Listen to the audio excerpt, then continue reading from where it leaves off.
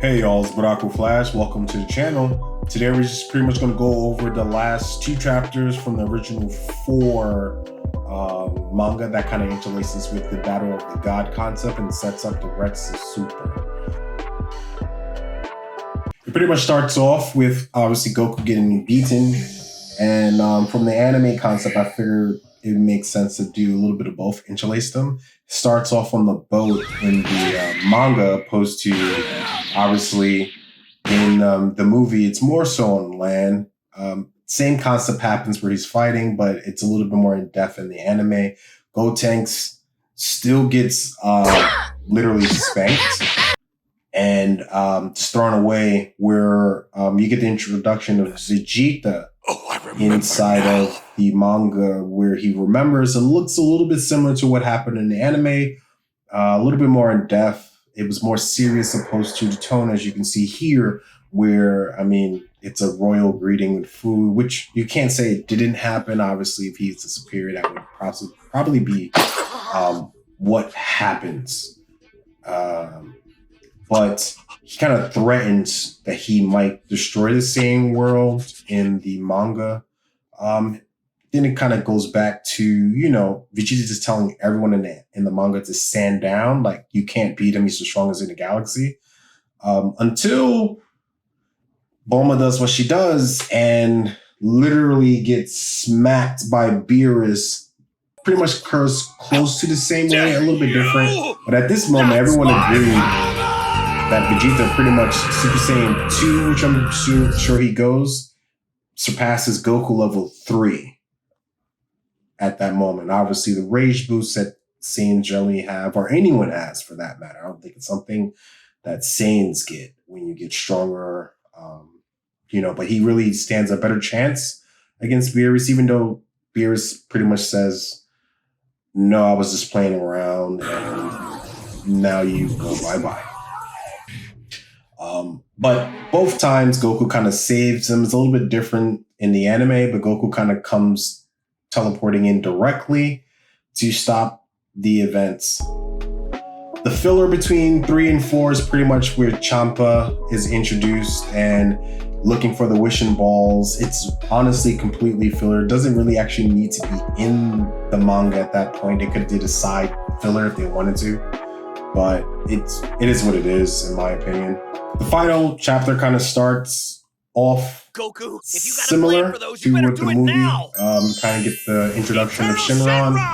By your name, I thought it made sense to add this portion of it because he thought a better way of explaining what occurred. Whereas in the manga, it's pretty much 5 panels, which it looks like they were looking to merge them into each other and say, you know what, I'm not going to explain it in the manga, but I'll go over it in the movie. Doesn't mean that it's directly tied to it, but similar events would have occurred if that's what they're going for. Super Saiyan God. No. If you know where a Saiyan God is, I want to use my wish to bring him here. I cannot, for one does not yet exist. The Super Saiyan God can only exist temporarily in your world, when multiple Saiyans project their energies onto another. This concept right here is kind of interesting when you look further on in the story of the Super Saiyan God, as I guess the ritual is temporary. So can you say that it really is? Because if both Goku and Vegeta learn to attain the Super Saiyan God form, it's not temporary, right? Or I mean, you can call it temporary because it has a power limit in terms of how much power you can exhaust while using the form. However, it contradicts the time limit or the kind of temporary, if that makes sense. The Saiyans had offered him could not last for long. In time, evil again took root on planet Vegeta, and the memory of the Super Saiyan God became myth, nearly lost altogether. But I still know how to solve it. I've never heard him talk for this long. Are you following all this, Vegeta? He's explaining it. 5 Saiyans it's also weird. Hearts must join hands and instill their inner light into another. With his friend's just energy how it went about. I think maybe a better setup should have been done for what the Super Saiyan God was, or what Goku was trying to obtain to sort of fight with Beerus. if that makes sense, saying that the form that he learns through training with Whis is really not the Super Saiyan God, but just a form, even though they kind of state that that's what it is.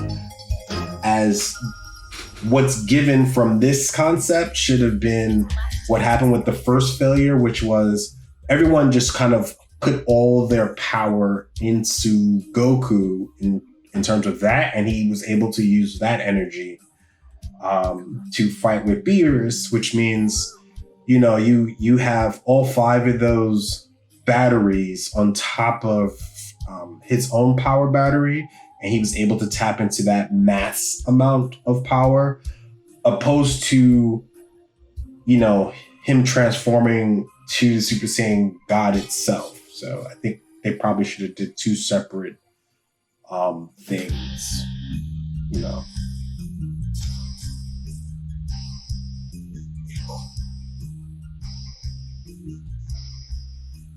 But picture-wise, it's the same, as you can see.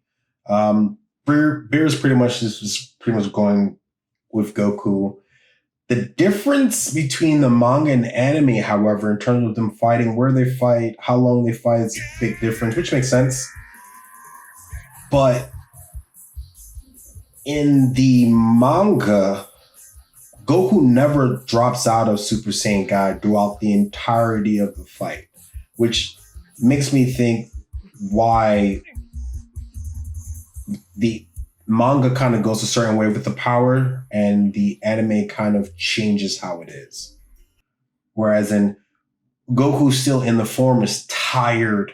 Throughout each panel of them fighting, you kind of see Goku getting exhausted from it. Whereas in the anime, he pretty much just drops out of it and adapts it, which kind of makes more sense to the Saiyan Geno, right? Them adapting to power that they need to have or have.